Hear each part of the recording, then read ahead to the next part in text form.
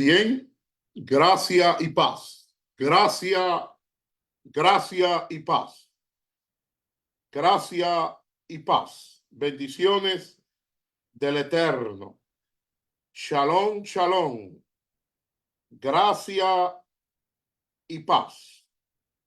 Para todos aquellos que ya empiezan a conectarse y se van a conectar. Bien. Vamos a petición a aclarar lo de Satanás y Ezequiel 28. Vamos a aclararlo y saludamos a todos aquellos que están conectados y se van a conectar. Vamos a aclarar. Aclaramos. No estamos discutiendo si Satanás existe o no existe, para que no sobrevenga un malentendido. Estamos hablando del texto o uno de los capítulos que se ha tomado para decir que es Satanás. Siempre aclaro, no nací en el evangelio, nací en una clínica, crecí en la iglesia y toda la vida me pasé escuchando que Ezequiel 28 hablaba de Satanás.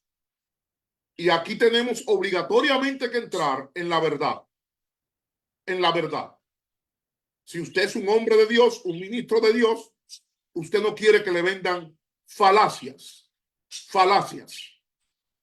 interpretaciones absurdas, heredadas de otro y que hemos repetido de forma cronológica y sistemática, sin entrar en lo que es exégesis, contexto, gramática, lingüística, semiótica, hermenéutica e historia.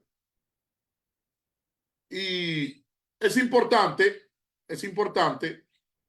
que entendamos que Ezequiel 28, en su contexto, está organizado lingüísticamente en forma sincrónica y diacrónica. Repito, Ezequiel 28 está organizado lingüísticamente de forma sincrónica y diacrónica para hacer que dentro del proceso cognitivo de la lectura, estudio, investigación e interpretación, usted tenga una percepción clara, una atención adecuada y que pueda memorizar lo que está leyendo y estudiando.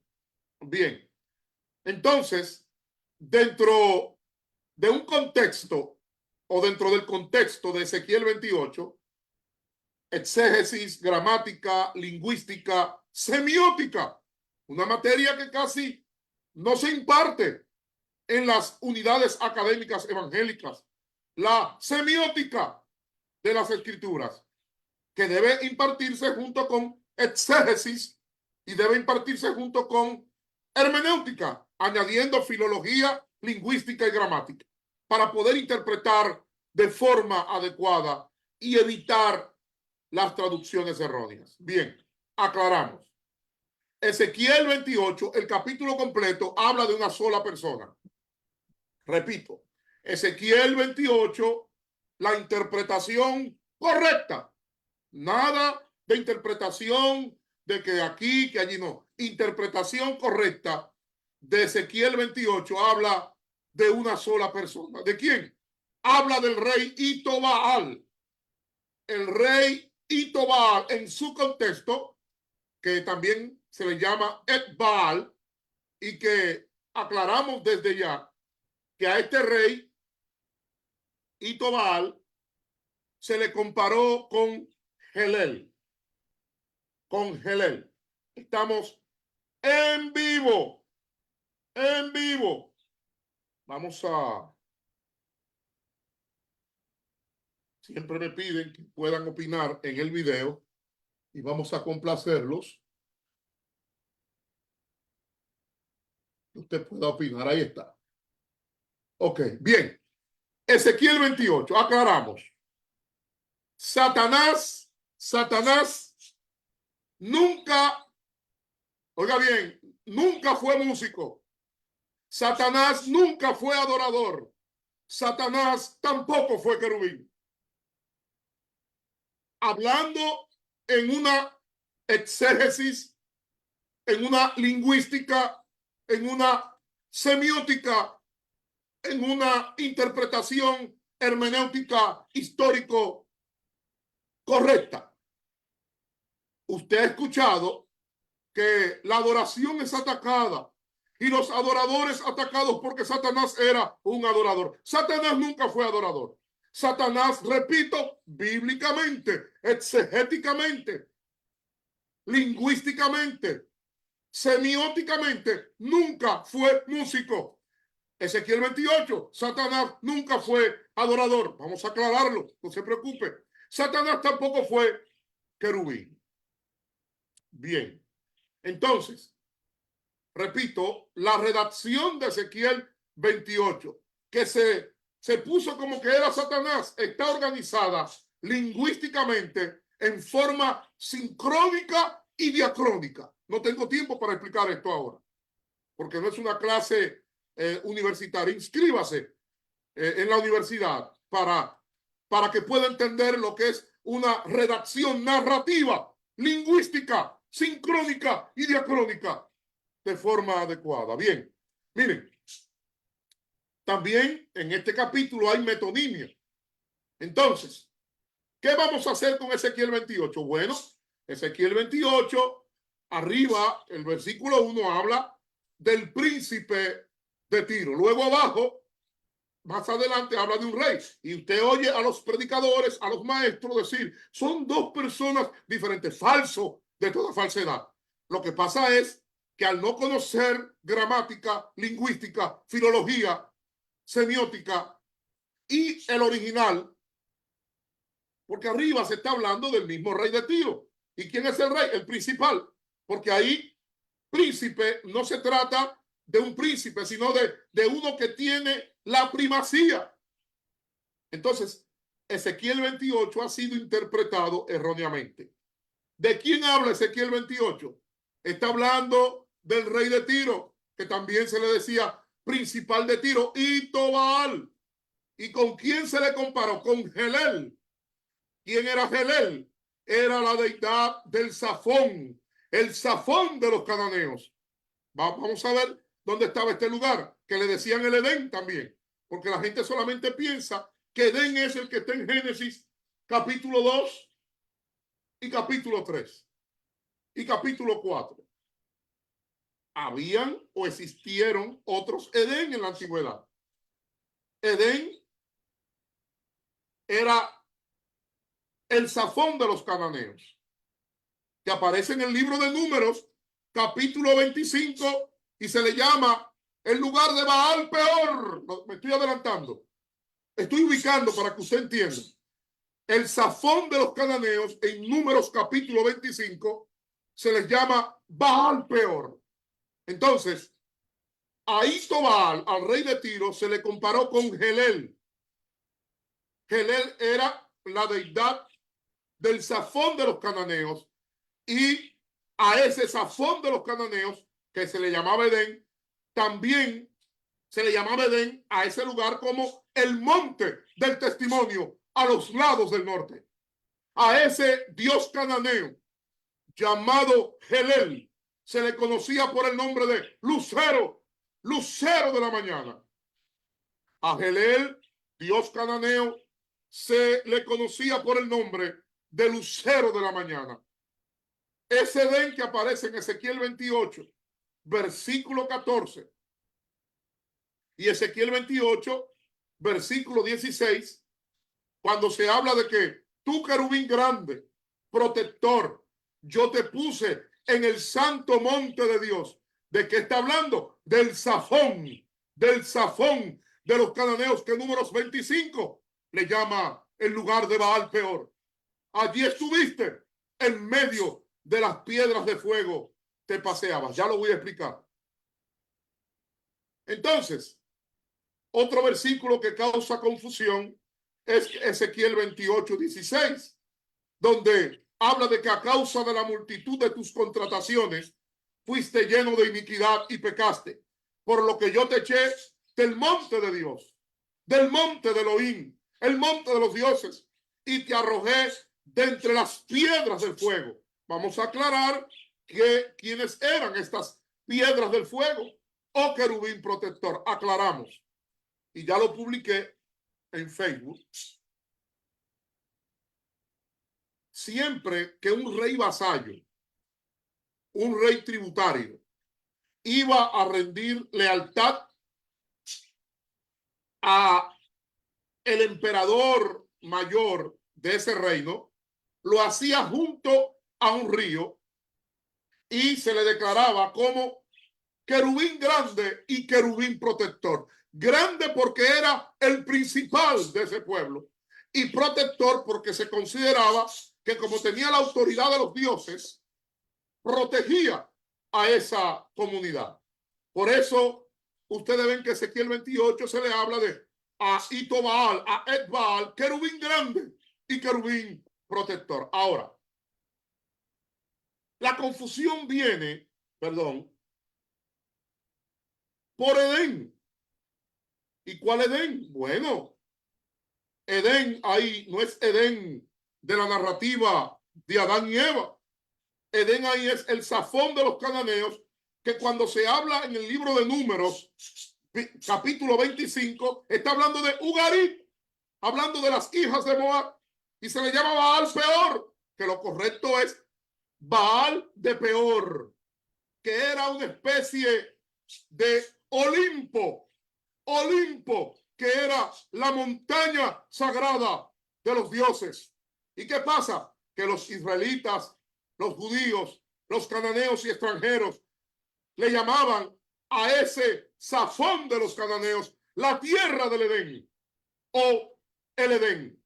Ahora, la controversia viene y nos preguntamos, ¿es Ezequiel 28 habla de Satanás o habla de Baal, Baal, rey de Tiro?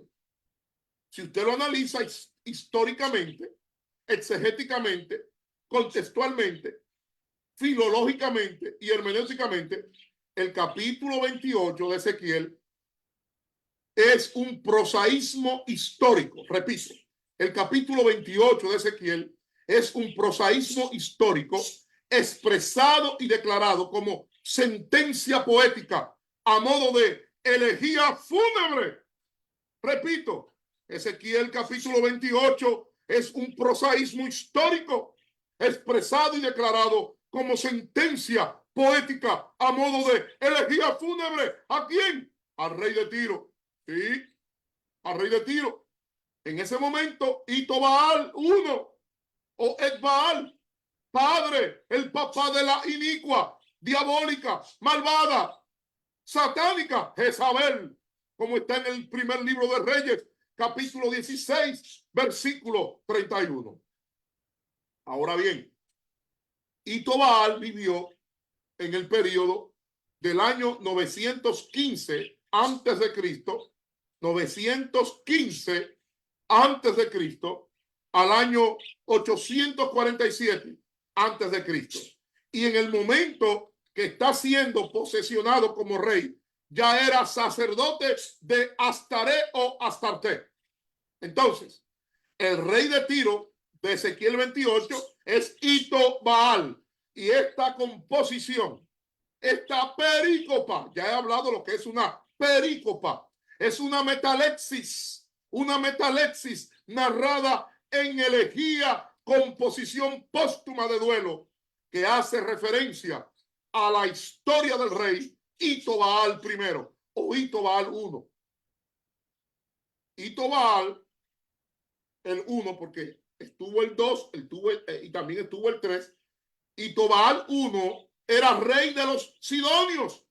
Búsquelo. Primer libro de Reyes, capítulo 16, versículo 31. Y era padre de Jezabel.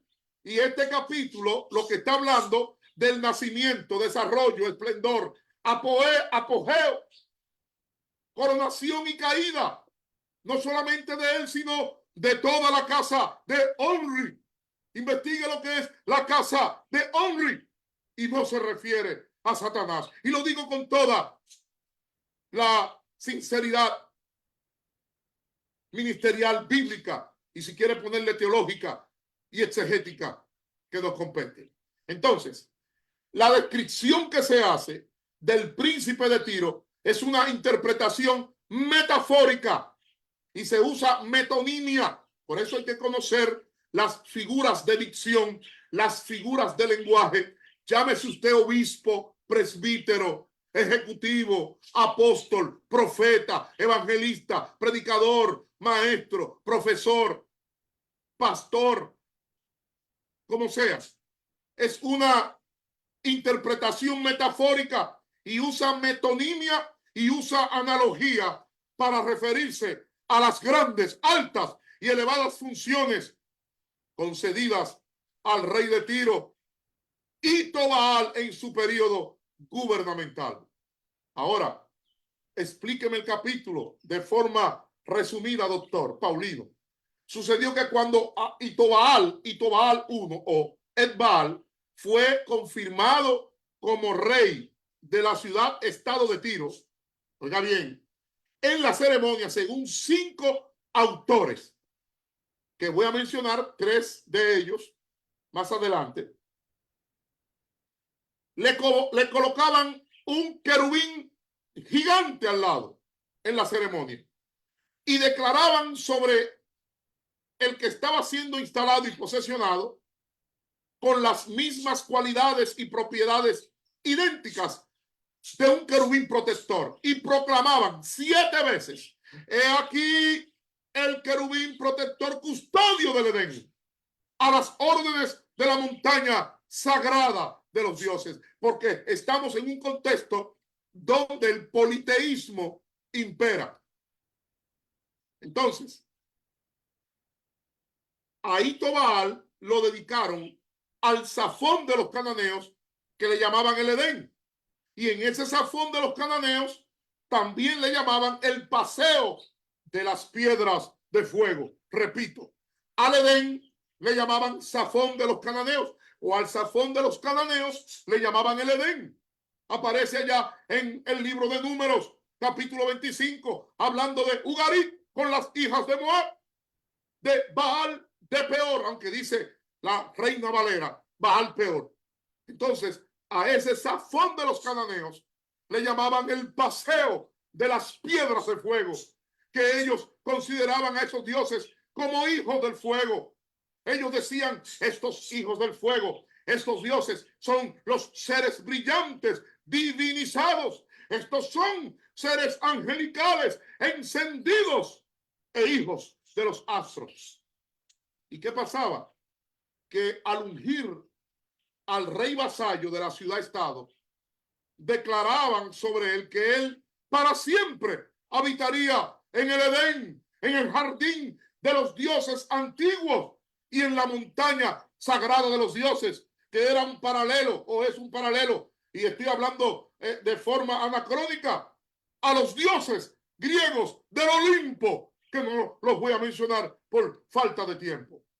Entonces, ¿qué fue lo que pasó? De aquí viene la aclaración. Aquí viene el jaque mate de los que han dicho que Satanás era músico. Vamos a aclararlo. Todo el que afirma esto desconoce la historia de la ceremonia de la instalación de los reyes. ¿Por qué? Porque ahí Tobaal primero, al igual que otros reyes, lo hicieron juramentarse frente al río. Y en su instalación prepararon una fusión de los mejores músicos, flautistas, los mejores expertos en tamboriles de Tiro, de Sidón, de los fenicios y de la isla de Chipre, que también tiene otros nombres, que tocaran por 7 días para celebrar el ungimiento de Tobaal junto a otros instrumentos. Antes de ungirlo, ya los músicos estaban preparados. ¿Cuánto? La historia dice que habían 200 músicos. Oiga bien, 200 músicos con flautas y tamboriles para tocar la fanfarria de la celebración. Y por eso dice, los primores de tus tamboriles estuvieron preparados. Pero entonces la Reina Valera traduce creación, pero es una mala traducción, porque se está hablando es del inicio de la autoridad de su reino, del inicio de la autoridad de su reinado. ¿Y qué pasa? Que a ese rey Itobaal se le puso un anillo en forma de sello cilíndrico. Y en ese anillo le decían, tienes el anillo, porque ese anillo es la coronación de tu integridad. Y por eso se habla del sello de la perfección, pero en sí era el sello, el epíteto. Tú eres el sello de la integridad, eres el sello de la integridad, aunque la santa y bendita Reina Valera tradujo sello de la perfección. Entonces, Itobaal primero, perdón, fue ungido rey sacerdote de Tiro en una ciudad llamada el Edén de Telazar. Sí, el Edén de Telazar, que aparece 3 veces en la Biblia. Edén de Telazar, segundo libro de Reyes, capítulo 19, verso 12. Y al Edén de Telazar le llamaban el santo monte de Dios, allá en Mesopotamia. Repito, al Edén de Telazar, segundo libro de Reyes, capítulo 19, versículo 12, le llamaban el santo monte de Dios en Mesopotamia, prestando juramento y lealtad como súbdito y principal vasallo. Y le decían las siguientes palabras: oh Itobaal primero, eres el sello y tope de la integridad, lleno de sabiduría y de gran hermosura. Por eso en la Reina Valera aparece, eres el sello, tú eras el sello de la perfección, pero originalmente, ¿qué fue lo que se pronunció? Eres el sello y tope de la integridad, lleno de sabiduría y de gran hermosura.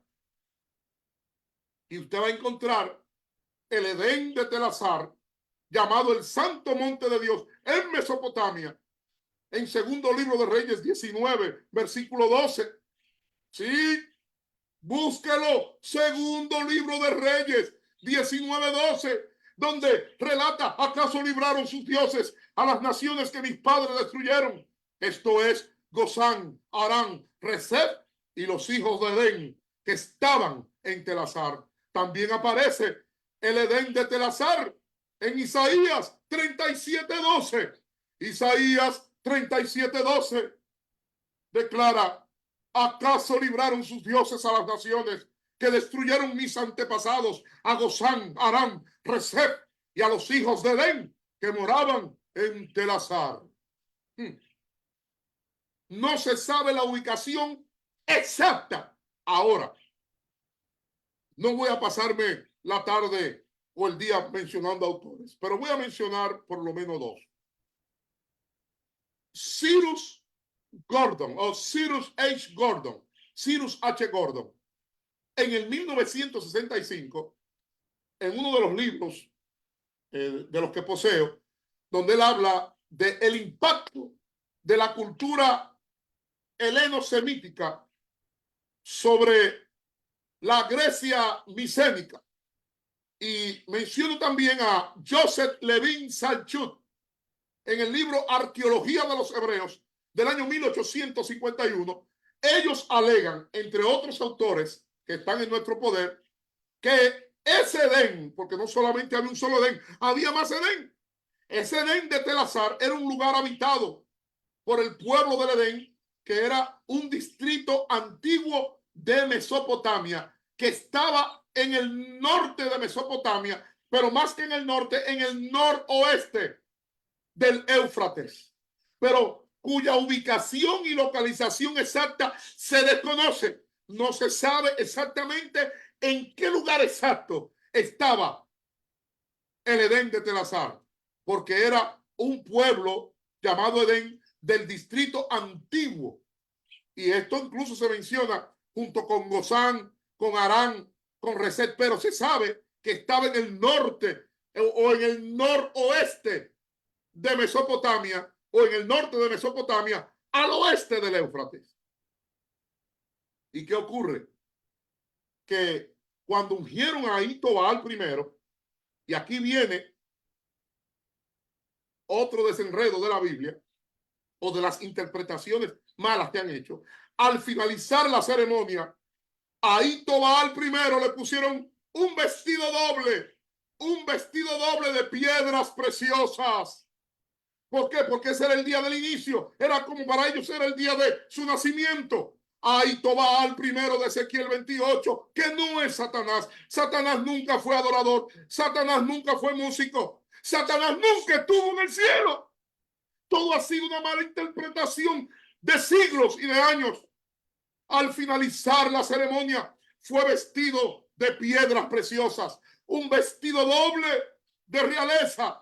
Y este vestido estaba decorado con piedras preciosas, cornalina roja, cristales de topacio, jaspe, crisólito, berilo, ónice, gemas, que son piedras decorativas de zafiro, piedras de almandita roja, piedras de esmeralda y oro. Y juntamente al ponerle la doble capa con estas piedras, 200 músicos expertos en tamboriles y flautas que se tocaban juntos hacían la fanfarria de celebración. Doctor, ¿y dónde yo puedo hallar esto? Cómprese los libros de André Parrot y de Maurice Chehat.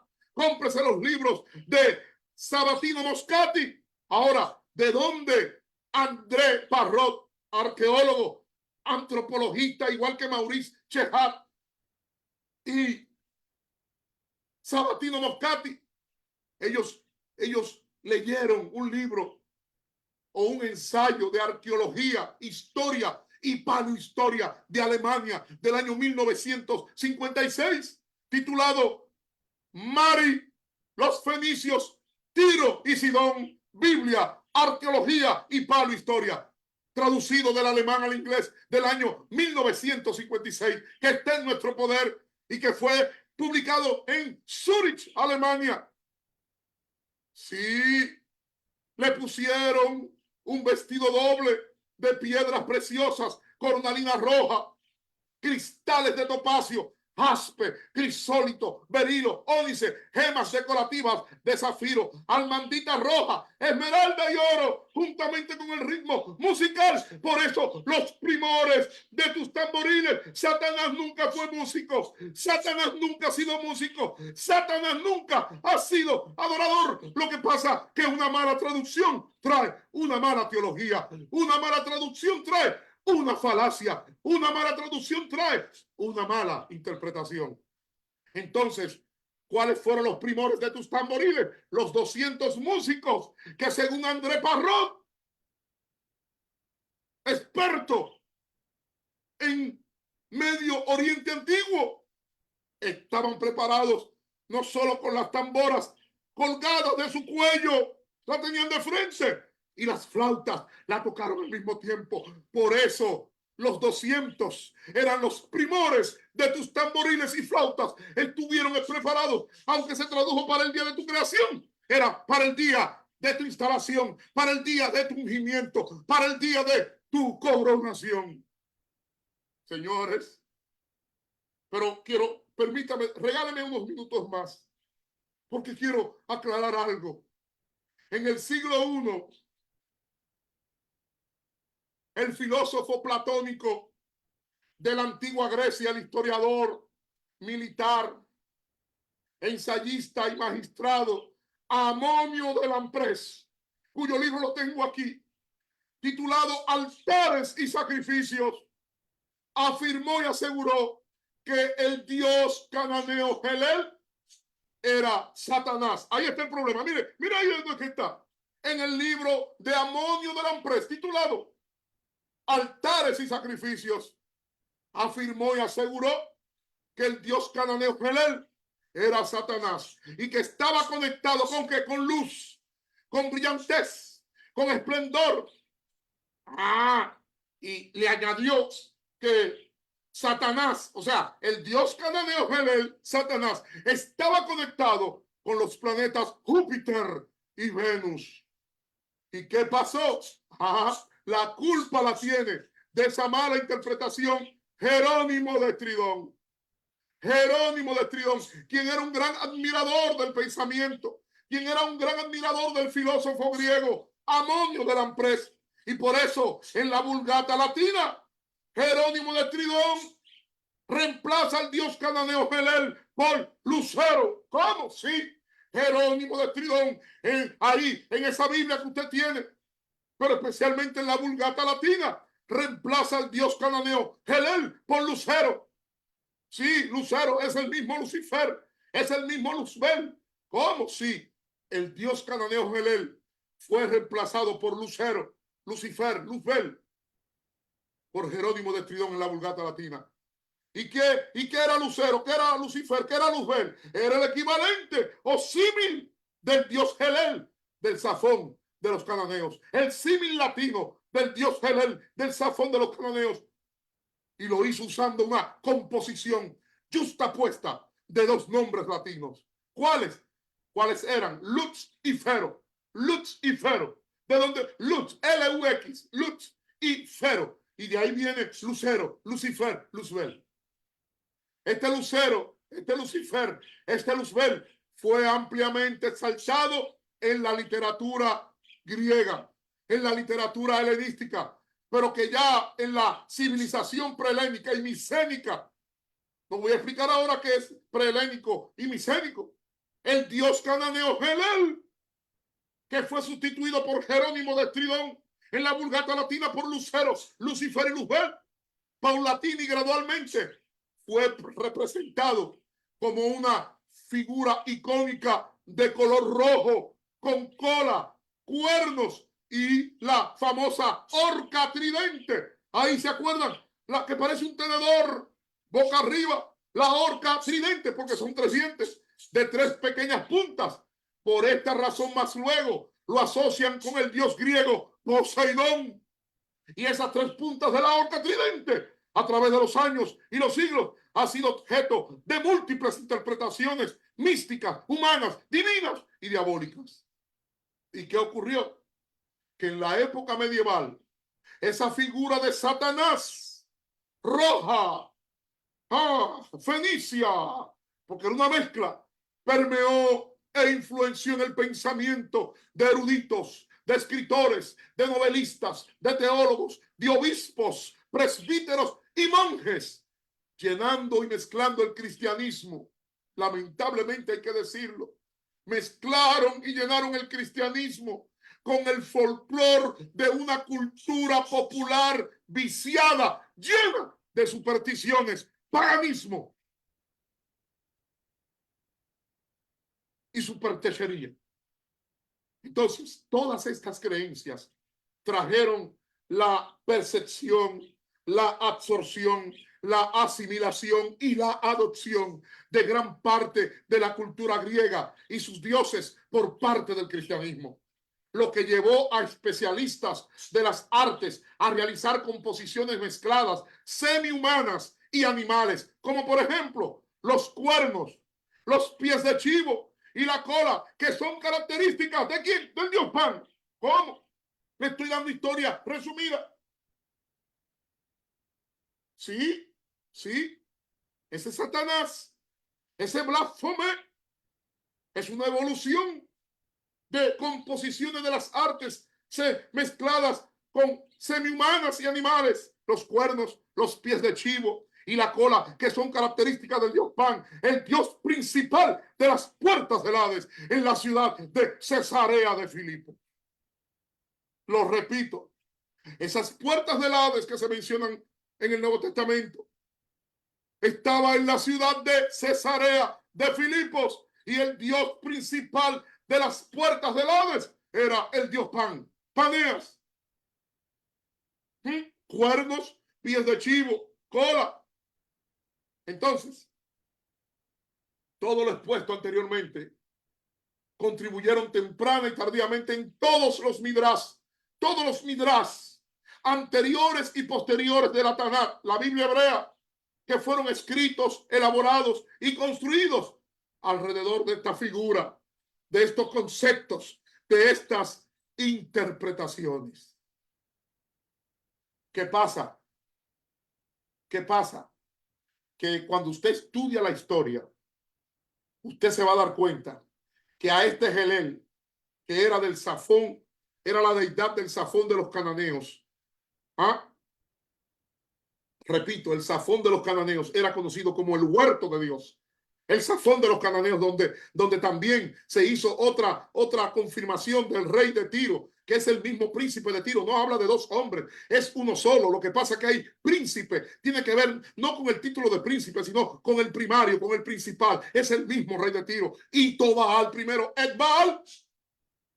Ahí se le comparó a Itobal con Helel, que era una deidad del Safón de los cananeos, que era también conocido con el nombre de Edén, huerto de Dios, santo monte de Dios, el monte de las alturas a los lados del norte, el monte de las alturas de las nubes.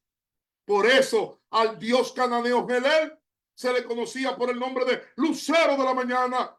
Lucero de la mañana. Al dios cananeo Helel se le conocía como estrella de la mañana. Usted lo puede investigar. Más de 10 autores lo confirman, entre ellos Albert Augusto Isaac de Oxford University en el 1876, George Adam Smith en el 1892, en el libro Historia Antigua de 1880, George Rawlinson también lo confirma. Pero también Filo de Biblos en el año 135 después de Cristo lo confirma también. Entonces, ¿qué estamos hablando? Que hay un dato importante que lo tengo que dar, y es que Feles, rey de Tiro, cuando Itobaal fue consagrado como sacerdote de Astartet, le dio el título público de sello de la perfección. Repito, Feles, rey de Tiro, que fue antes de Itobaal, cuando Itobaal fue consagrado como sacerdote de Astartet, le dio el título público de sello de la perfección. Años después, este rey fue asesinado. ¿Por quién? Por el mismo Itobaal primero. ¿Sí? Hello. Entonces, ¿qué pasa? Que estos mismos autores que yo he mencionado, y hay un autor de los libros que he presentado, Kel Delich, usted lo puede buscar, a Tiro, de donde era rey, se le llamaba la montaña de Dios. Repito, a Tiro, a la ciudad, estado de Tiro, se le llamaba la montaña de Dios. Hello. Entonces, amados, lo vamos a dejar hasta aquí. No vamos a seguir, vamos quizás a hacer una segunda parte, porque podemos pasar todas las tardes hablando de esto. Que el Eterno les bendiga, que el Eterno les guarde. Recordemos. Usted puede creer lo que usted quiera. Recuerden que aquí no estamos discutiendo la existencia o no de Satanás, sino la mala interpretación de Ezequiel 28, para que no vaya a haber o no vaya a existir una información tergiversada. No. Aquí aclaramos, Satanás nunca fue músico. Satanás nunca fue adorador. Satanás tampoco fue querubín. Y Ezequiel 28 no habla de Satanás ni exegéticamente, ni lingüísticamente, ni semióticamente, ni hermenéuticamente. Hello. Y Ezequiel 28 es una redacción, es una perícopa narrativa organizada lingüísticamente de forma sincrónica y diacrónica, que usa la metonimia para que de forma cognitiva podamos entender, interpretar correctamente, percibir, memorizar y sobre todo captar la correcta atención. Hemos aclarado estos textos. Esperamos seguir en un segundo video aclarando Isaías 14. Repito, al rey Itobaal de Ezequiel 28 lo compararon con Helel, y al compararlo con Helel fue evolucionando todo hasta que cayó en Satanás. Pero Helel, ¿quién era? La deidad del Safón de los cananeos, llamado el Edén. la deidad del monte del testimonio a los lados del norte, llamado el Edén. Y a ese dios Helel, dios cananeo, se le conocía por el nombre de lucero de la mañana. ¿Y por qué habla de querubín grande y protector? Porque el día de la instalación se consideraba el inicio de la vida de ese rey vasallo, de ese príncipe tributario, donde proclamaba lealtad, proclamaba juramento y se consideraba querubín grande a ese rey Itobaal. ¿Por qué? Porque era el principal. ¿Por qué protector? Porque era el deber de proteger a su pueblo. Y ese Safón de los cananeos es el mismo Ugarit que la Biblia le llama en Números 25 a las hijas de Moab en el lugar de Baal de Peor, pero que la Reina Valera tradujo Baal Peor. Amados, que el Eterno les bendiga, que el Eterno les guarde y será hasta la próxima. Gracias y paz, verdadero saludo. Shalom, shalom.